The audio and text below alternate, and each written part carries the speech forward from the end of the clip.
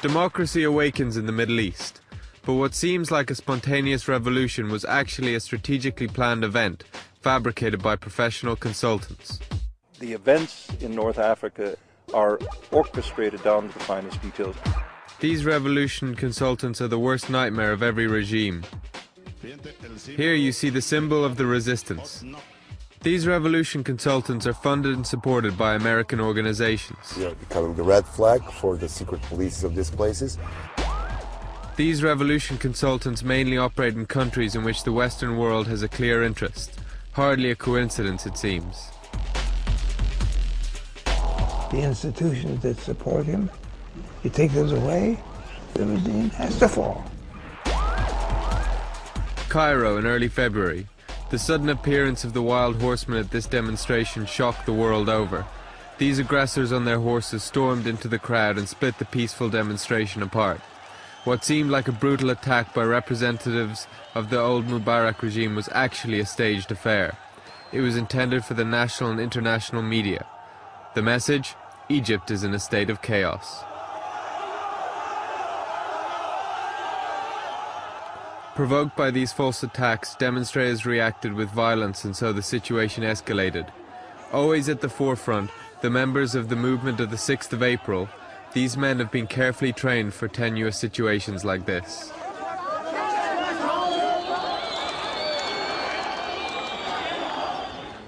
Right from the start, the revolution consultants follow a specific strategy. A strategy developed by the Serbian UPTOR organization. The organization responsible for the downfall of the Serbian leader Slobodan Milosevic. This strategy, successful in Serbia in the 90s, became a blueprint. It proved successful once again when used for the revolution in Egypt. UPTOR organized workshops in the outskirts of Cairo. In these workshops we were trained in the art of peaceful resistance. We had to learn that the police are not our enemy, and that we must try to get them on our side.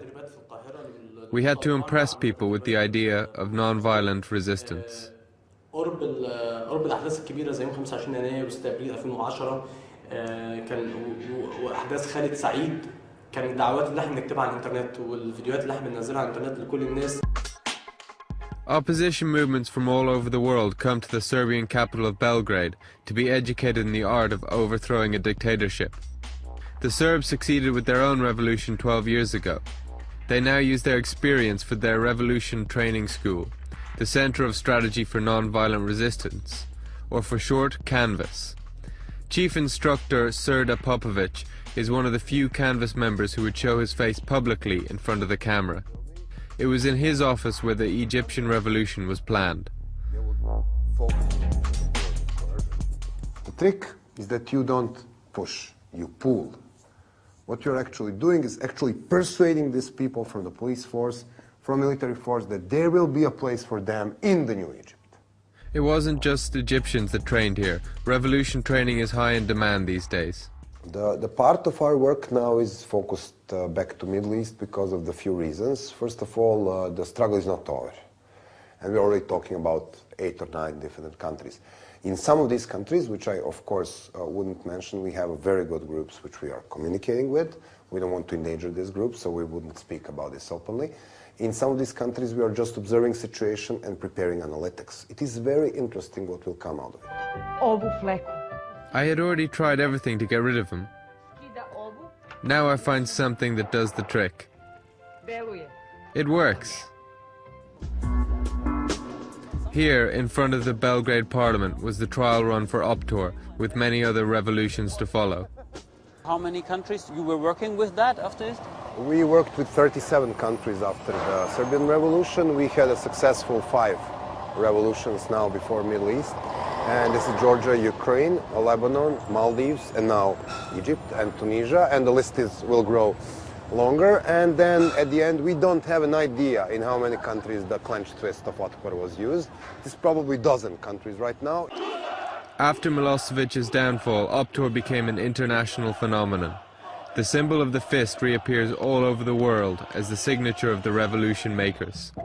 Established in Serbia, the fist re-emerged in Kumara, Georgia, followed by Oborona in Russia. then in Venezuela and Iran, and at last it was used by the opposition groups in Egypt.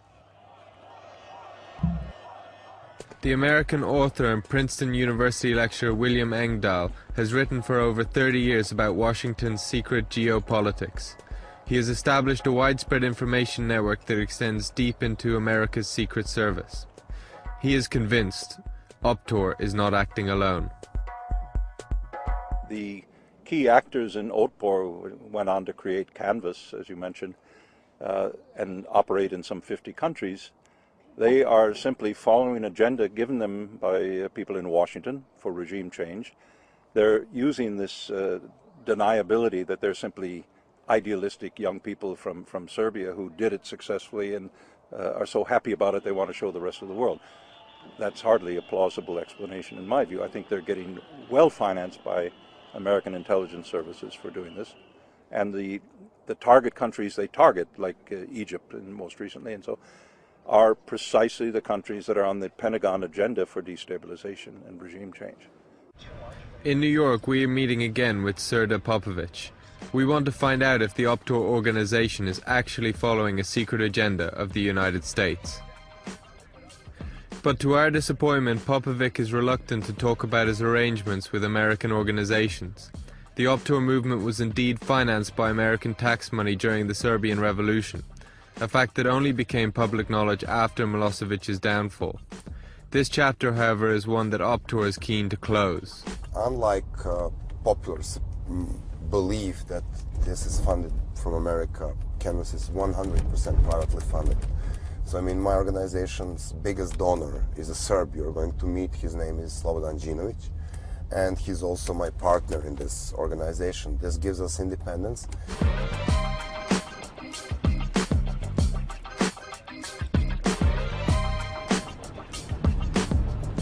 Our idea is, okay, let's use this momentum to try to build a kind of permanent institution.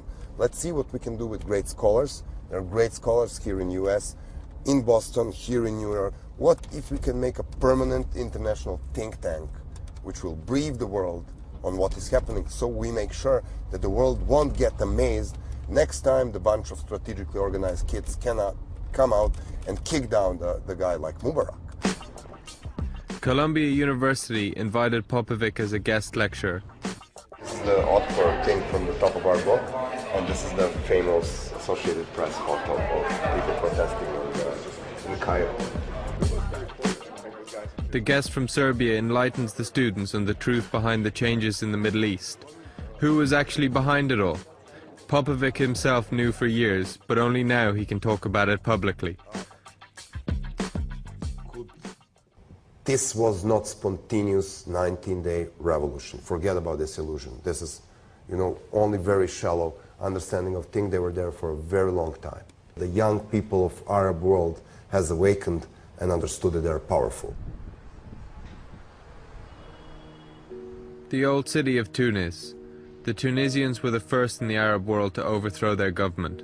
Yet the euphoria about their dictator's downfall was hardly noticeable. The uncertainty of the political future leaves the Tunisian population anxious. For decades, the people of Tunisia were oppressed by Ben Ali's totalitarian ruling. These days, the capital seems to be dominated by a loud and harsh atmosphere.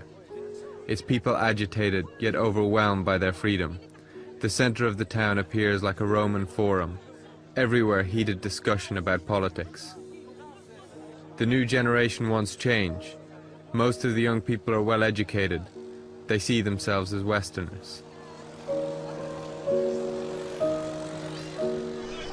Until recently, scenes like this were thought impossible. Suddenly the fear is gone, at least during the moment of revolt. The people are standing up.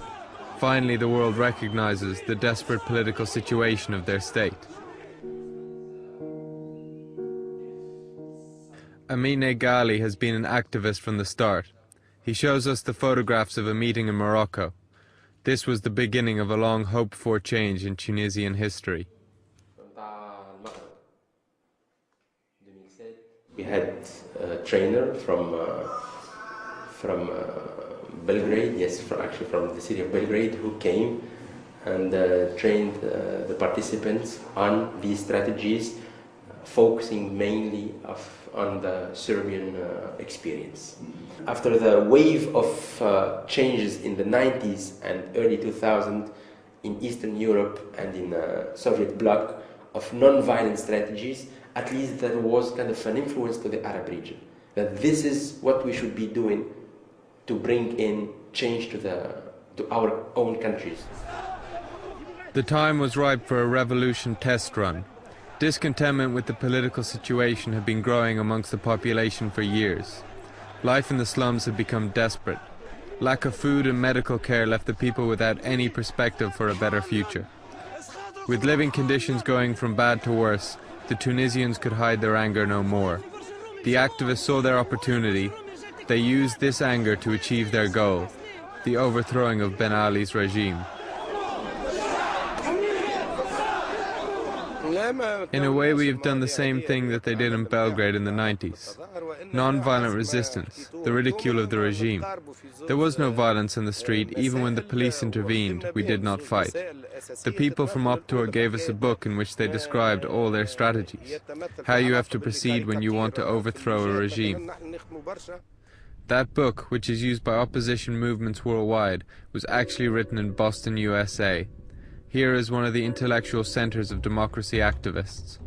The book From Dictatorship to Democracy is considered the Bible of the non-violent resistance. The author of this revolution guidebook lives in one of the working-class neighborhoods in the outskirts of Boston. 83-year-old Gene Sharp wrote this masterpiece. It contains 198 methods of non-violent action. And when people are not afraid, that dictatorship is in big trouble. Big trouble. Be stubborn. Based on basic human stubbornness. They refuse to do what they're told to do. They insist on doing what they're told not to do. And then you do that politically. And that's the essence. But the details are much more complicated. Gene Sharp taught many years at Harvard University. His work describes various strategies from hunger strike to the unmasking of intelligence officials. His assistant, Jamila Erkip, has the main duty to distribute Sharp's work. His book, From Dictatorship to Democracy, has been translated into 34 languages. This booklet is the Arabic version of From Dictatorship to Democracy, which is one of Gene Sharp's most important and widespread publications. It's been disseminated very, very widely, this Arabic version. So a few years ago, maybe perhaps 2 years ago, an individual had it printed by a publishing house in Beirut. Sharp's guide to revolution is feared by dictators around the world. Venezuela's President Chavez calls Sharp a rabble-rouser in the service of the CIA. In Russia, the possession of the book is considered a hostile act against the government. The manuscript for that was in a printer in Moscow. And the FSB, the successor to the KGB, arrived. And I said, "What is this?" And he looked at it. He said, "This is a bomb." Stopped the presses immediately. The presses were stopped. The people who took the translation were away with them. They went to a printer outside of Moscow, got it printed, and brought the copies back in. They were on sale in 2 bookstores in Moscow. That within 2 or 3 weeks, mysteriously caught on fire. With internet, anybody has access to Sharp's revolution strategies. What Mr. Sharp one time called nonviolence as a method of warfare. And they are going in every place since the end of the Cold War to destabilize regimes which offer resistance to this larger agenda, the globalization agenda as Washington defines it. Are all these revolutions actually initiated by the Americans?